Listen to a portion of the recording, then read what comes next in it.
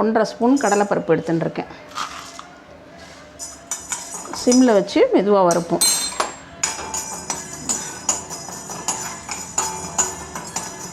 நான் வந்து கருவேப்பிலை குவான்டிட்டி கொஞ்சம் தான் எடுத்துட்டுருக்கேன்.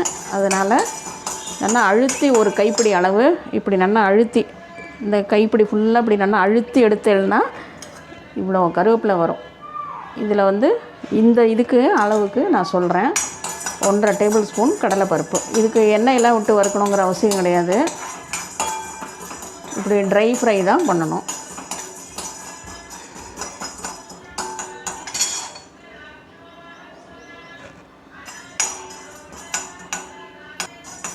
கொஞ்சம் நல்லா வாசனை வர வரைக்கும் வறுத்துப்போம். ரொம்ப சிம்லேயே வச்சு வறுத்துக்குங்க. ஏன்னா ரொம்ப சின்ன ஸ்மால் குவான்டிட்டியாக இருக்கணும். அதனால் ரொம்ப சிம்மில் தான் வச்சுட்டுருக்கேன். எதுவுமே வறுக்கிற சமாச்சாரங்கள்லாம் நம்ம என்ன செய்யணும்னா எப்போயுமே சிம்மில் வச்சு தான் வறுக்கணும். அப்போ தான் உள்ளெல்லாம் நல்லா வறுக்கும்.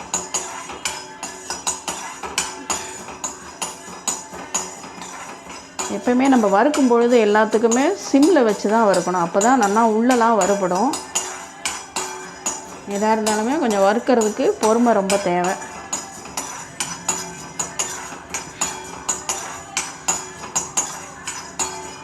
நான் இன்னொன்று போட்டிருக்கேன் வீடியோ, கருவேப்பிலை பால்ஸ் அப்படின்னு அடிச்சல்னாலே வரும் நம்ம டெய்லி ஸ்டீல்ஸில்.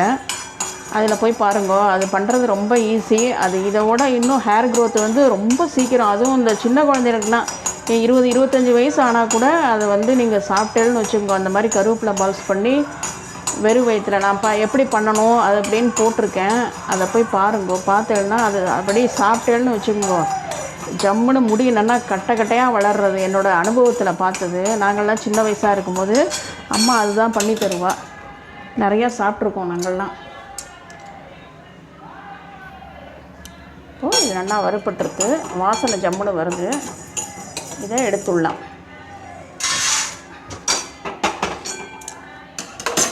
அடுத்து இதுக்கு வந்து தேவையானது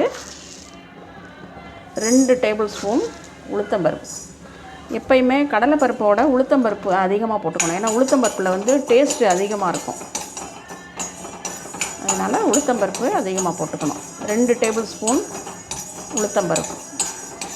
இதையும் ட்ரை ஃப்ரை தான் பண்ணிக்கணும். நான் வந்து கருவேப்பிலையை நல்லா வாங்கிட்டு வந்தபோது உடனே வாஷ் பண்ணி நல்லா ஒரு துணியில் போட்டு உணர வச்சுருக்கேன்.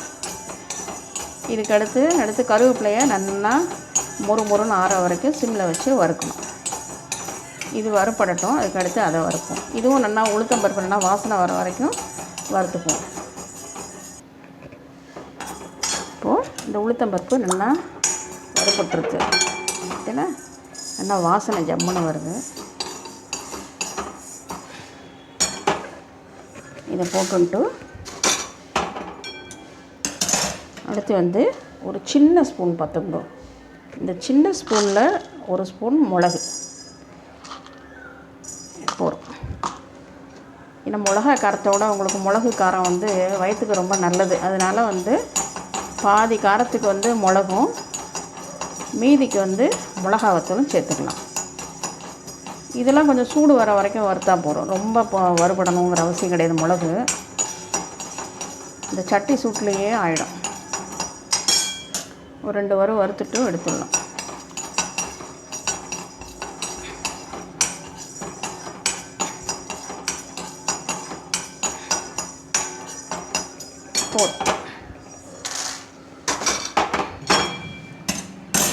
இப்போ வந்து அடுத்து மிளகா வத்தல் வந்து நான் வெயிலில் வச்சது தான். இருந்தாலும் கொஞ்சம் சூட்டுக்கோசம் நான் போடுறேன். 2 4 இந்த 2 சின்னது சேர்த்து 1 வச்சுக்கோங்க. 5 மிளகா போட்டால் போகிறோம். நம்ம எடுத்துகிட்டு இருக்கிற கருவேப்பிலைக்கு 5 மிளகா. நீங்கள் பெருசாக இருந்தால் இந்த 5 மிளகா போட்டுக்கோங்க. சின்னதாக இருந்தால் 6-7 போட்டுக்கோங்க.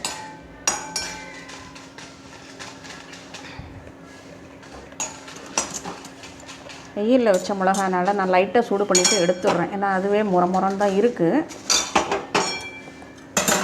நான் அலம்பி வச்ச கருவேப்பிலை இது வந்து நல்லா இது வர வரைக்கும் வறுக்கணும். மெதுவாக சிம்மில் வச்சுட்டு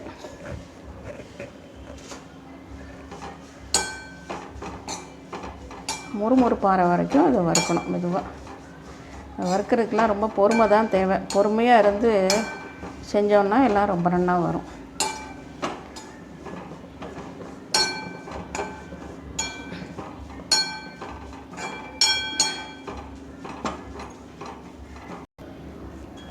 நல்லா கொஞ்சம் வாடினாப்பில் தான் ஆகிடும். ஏன்னா கொஞ்சம் முறுமுறுன்னு வதக்கணும் இல்லையா, ஃப்ரை பண்ணணும் இல்லையா. அதனால் நல்லா சத்தம் வர வரைக்கும் நல்லா வறுபடணும்.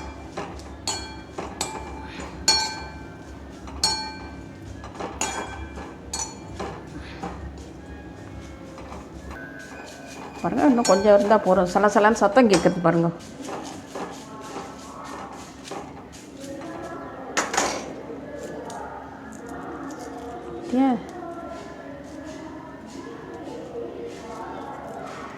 சரசரன்னு சத்தம் கேட்குது. இப்படி உடைச்சா அப்படி பொடியாட்டம் எடுத்து பற்றில இப்படி தான் இருக்கும். இப்போ ஆஃப் பண்ணிட்டேன்னா இந்த சட்டி சூடுக்கு இது சரியாக போடும். அதனால் இப்போது இதை ஆஃப் பண்ணிடுறேன். ஆஃப் பண்ணிவிட்டு இப்போ சூடு ஆறினோடனே தான் அரைக்கணும். அப்புறம் நம்ம ஒரு 1/4 டீஸ்பூன் பெருங்காயம் பவுட்ரு தான் சேர்த்துக்கணும். ஏன்னா எண்ணெய் விட்டு பெருங்காயம் வறுத்தோன்னா பொடி ஆகிடும். இப்போ இது எண்ணெய் ட்ரை ஃப்ரை தான். அதனால் என்ன பண்ணுறோன்னா இந்த பெருங்காயத்தை இந்த கருவேப்பிலை மேலே போட்டுக்கிறேன். அவ்வளோதான். இதுக்கு தேவையான உப்பை போட்டு நல்லா ஆறினோடனே அரைக்கணும். அரைச்சிட்டு காமிக்கணும். இதுக்கு தேவையான உப்பை போட்டுறேன். 1/4 டீஸ்பூனோட குறைச்சி போட்டால் போகிறோம். ஏன்னா ரொம்ப குறைச்சி தான் இருக்குது. அதனால் 1/4 ஸ்பூனோட குறைச்சி தான் போட்டிருக்கேன். குறைச்சிருந்தாலும் பரவாயில்ல. அப்புறம் பவுடர் ஆனாலும் கொஞ்சம் உப்பு பொடியை போட்டு நம்ம அட்ஜஸ்ட் பண்ணிக்கலாம். அதனால் முதல்ல கொஞ்சம் குறைச்சே போட்டுக்கோங்க. இப்போது சத்தம் வருது, உங்களுக்கு காதில் விழுந்திருக்கும்னு நினைக்கிறேன். நான் அரைச்சிட்டு உங்களுக்கு காமிக்கிறேன். எல்லாத்தையும் சேர்த்து அரைச்சாச்சு. இப்போ பாருங்கள், ஒரு 100 கிராம் பொடி வந்திருக்கு. நான் சொன்ன அளவுக்கு ஒரு 100 கிராம் இருக்கும் பொடி வந்திருக்கு. இது அழகாக நல்லா சுட சுட சாதம் வடித்து அதில் போட்டு ஒரு ஸ்பூன் நல்லெண்ணெய் விட்டு கலந்து பசங்க சாப்பிட்டேன்னா ரொம்ப நல்லாயிருக்கும். பண்ணி பாருங்க. உடம்புக்கு நல்லது, ஹெல்த்துக்கும் நல்லது, உங்களுக்கு ஹேர் க்ரோத்துக்கும் நல்லது, இரும்பு சத்து கருவேப்பிலை அதுக்கும் நல்லது. பிடிச்சிருந்தால் லைக் பண்ணுங்க, ஷேர் பண்ணுங்க, சப்ஸ்கிரைப் பண்ணுங்க. தேங்க்யூ.